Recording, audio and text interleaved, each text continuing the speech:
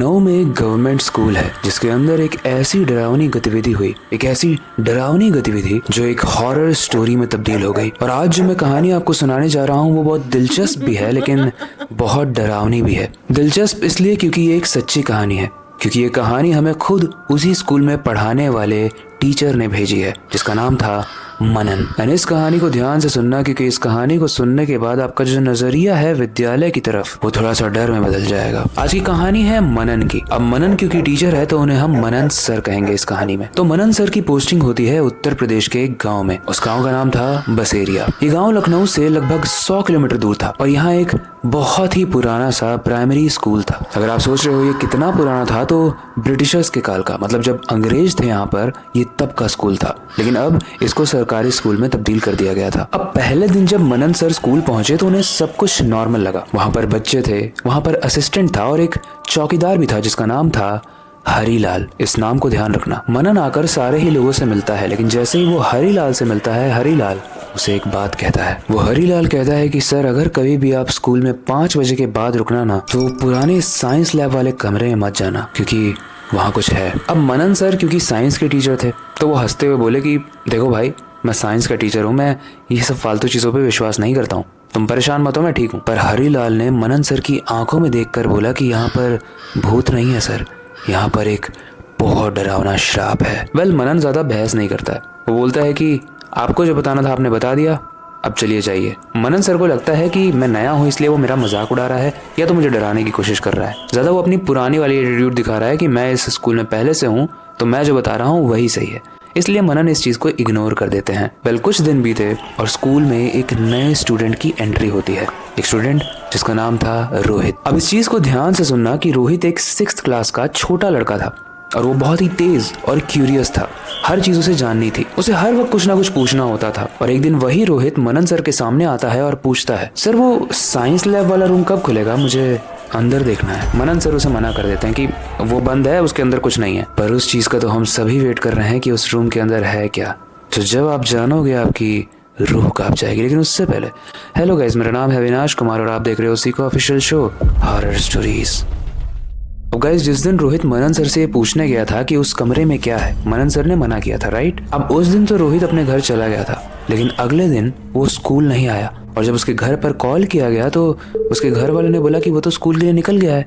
तो रोहित गया कहाँ? स्कूल के सारे ही लोग परेशान थे, रिपोर्ट्स भी लिखवाई गई लेकिन कुछ पता ही नहीं चल रहा था। लेकिन कहानी में आने वाला है एक ट्विस्ट, इसलिए ध्यान से सुनना। रोहित के लापता होने के 2 दिन के बाद वो हरीलाल, आपको याद है मैंने कहानी में बताया था कि एक हरीलाल चौकीदार था, वो भागते हुए मनन सर के पास आता है और बोलता है कि मनन सर, उस साइंस लैब का ताला कैसे खुला हुआ है। दोनों भाग कर जाते हैं और देखते हैं कि सच में उस गेट का ताला खुला हुआ है, लेकिन खोला किसने। और मनन सर जैसे ही अंदर जाते हैं उनकी रूह कांप जाती है, क्योंकि एक बहुत बड़ा सा सर्कल बना हुआ था और उसमें हड्डियां रखी हुई थी। और हड्डियां किसी एक चीज की नहीं थी, बल्कि इंसान के शरीर में जितनी भी हड्डियां होती हैं वो सब कुछ लाइन से रखी हुई थी सर्कल में। और जैसे जैसे मनन सर आगे बढ़ रहे थे उनका दिल भी धड़क रहा था कि कहीं ये वही ना हो जो मैं सोच रहा हूँ। एंड गाइस, उस सर्कल में एक एरो बना हुआ था जो एक टेबल की तरफ इशारा कर रहा था, जिसके अंदर एक बॉक्स रखा हुआ था। और उस बॉक्स को जैसे ही मनन सर ने खोला, उसके अंदर रोहित का कटा हुआ सर था। ये सीन देखकर मनन सर एकदम थर-थर कांपने लगे। वो मानो एकदम जम चुके थे। उन्होंने वहां से भागने की कोशिश की लेकिन वो भाग ही नहीं पा रहे थे, उनका शरीर हिल ही नहीं रहा था। लेकिन फिर भी किसी तरीके से हरीलाल ने उनको हिलाया और वहां से वो दोनों ही बाहर निकले। जब मनन सर सदमे से बाहर आए तो उनके दिमाग में बस एक ही चीज आई, एक क्वेश्चन कि किसने रोहित के साथ ऐसा किया होगा। एक छोटा सा 6 साल का बच्चा, उसने किसी का क्या बिगाड़ा होगा, और अगर किया भी होगा तो क्यों किया होगा। उसके बाद मनन सर ने बोला कि हरीलाल, तुम्हें तो पता ही होगा ना, तुम तो मुझे आते ही दिन मना कर रहे थे कि इस लैब को मत खोलना, तो क्यों ना खोलना, उसके पीछे कोई कहानी है। और अगर ऐसा कुछ है तो तुमने मुझे पहले क्यों नहीं बताया, मैंने रोहित को बताया होता। हरीलाल बोलता है कि सर, ये कहानी इतनी अच्छी नहीं है कि मैं आपको बताता, हमें आपको बताता जरूर, लेकिन सही टाइम आता तब। और मुझे लगता है अब वो सही टाइम आ चुका है। दरअसल ये बात है 1930 की, जब भारत पर ब्रिटिशर्स का राज था। उस वक्त एक बहुत ही साइको ब्रिटिशर था, वो बहुत ही पागल था। लेकिन उसकी सबसे अजीब चीज ये थी कि जब वो खाता था तो वो हमारी तरह दाल या चावल नहीं खाता था, वो इंसानों की हड्डियों का सूप पीता था, वो खून पीता था और इंसानों का चमड़ा खाता था। अगर आप हमारे एपिसोड में नए हो तो आपको नहीं पता होगा, तो मैं आपको बता दूं कि कुछ लोग होते हैं जो कैनाबॉलिक होते हैं। कैनाबॉलिक यानी जो इंसान को ही खाते हैं, और ऐसे लोगों का शौक होता है कि वो इंसान को मार के खाएं। कुछ लोग मरे हुए इंसान को खाते हैं, और कुछ लोग जिस तरीके से कुछ लोगों को फ्रेश मछली, फ्रेश मीट पसंद होता है, वैसे ही ऐसे कैनाबॉलिक लोगों को इंसान का फ्रेश मीट पसंद होता है। उस ब्रिटिशर का नाम था एडम और ये स्कूल पहले एक ब्रिटिश स्कूल हुआ करता था। वो ब्रिटिशर उस वक्त का चौकीदार था और जो भी नया स्टूडेंट आता था वो उसे फुसला कर किसी तरीके से उस साइंस लैब में ले जाता था और वहीं पर मार कर उसका खून पीता था। लेकिन वो ये दिन में नहीं करता था, वो ये तब करता था जब शाम हो जाती थी। मतलब दोपहर में वो बच्चों को लापता करता था और शाम तक बच्चों को खा जाता था। जब मैंने ये रिसर्च की कि अगर बच्चे लापता हो रहे थे तो किसी को कोई फर्क नहीं पड़ रहा था, तो मुझे पता चला कि पहले के जो भारतीय लोग होते थे, पहले के जो इंडियन लोग होते थे, उनकी कोई वैल्यू नहीं होती थी जब हम ब्रिटिश राज में थे। तो चाहे कितने भी फैमिली कंप्लेन कर ले कि मेरा बेटा लापता हो गया है, मेरा बेटा मिल नहीं रहा है, किसी के कान में जू नहीं रेंगती थी।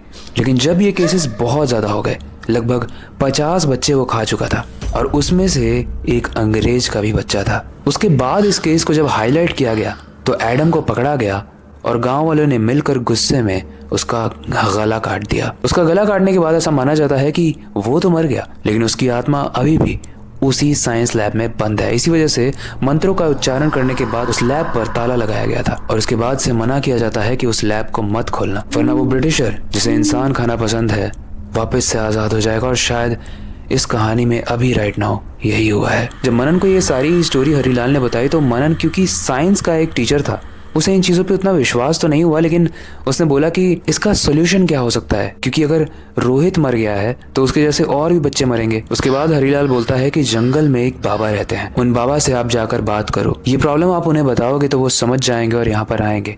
और क्योंकि पिछली बार भी उन्होंने ही इस ताले को लगाया था तो वही इस ताले को लगा सकते हैं। फाइनली मनन उस जंगल में जाता है और उस बाबा को कन्विंस करके स्कूल के साइंस लैब में ले आता है। कुछ मंत्र पढ़ने के बाद वो उस पर ताला लगा देते हैं और ऐसा ऐलान कर दिया जाता है कि इस रूम को अब कोई भी ना खोले। गाइस, मनन जिसने ये कहानी हमें भेजी थी वो वहाँ का ही टीचर है और वो बोलता है कि आज भी जब भी वो पढ़ाने जाता है उस स्कूल में, तो क्योंकि वो साइंस का ही टीचर है तो उसे उस लैब में काम तो होता है लेकिन फिर भी वो खोल नहीं पाता है। और दूसरा साइंस लैब बनाने के लिए उसने ऑलरेडी काफी सारे लेटर्स लिखे हैं गवर्नमेंट को, लेकिन अभी तक कोई रिप्लाई नहीं आया है स्कूल अथॉरिटीज की तरफ से। गवर्नमेंट प्रोजेक्ट्स में कितना टाइम लगता है वो तो हम सब जानते ही हैं, लेकिन ये केस काफी सेंसिटिव है क्योंकि इस केस में स्कूल में ही स्कूल के बच्चे सेफ नहीं है। खैर, मनन ने जब मुझे ये स्टोरी सेंड की थी तो उसने बोला था कि अविनाश, मुझे अभी भी लगता है कि यहाँ कुछ फिशी है। फिशी यानी हो सकता है ये सिर्फ कहानियां हो और इस चीज को करने के पीछे कोई और हो। मनन ने भी मुझसे मेरा ओपिनियन पूछा था, लेकिन ये ओपिनियन मैं आप सब पे छोड़ता हूँ। आपको क्या लगता है कि क्या उस साइंस लैब में कोई आत्मा है या फिर ये किसी इंसान का काम है?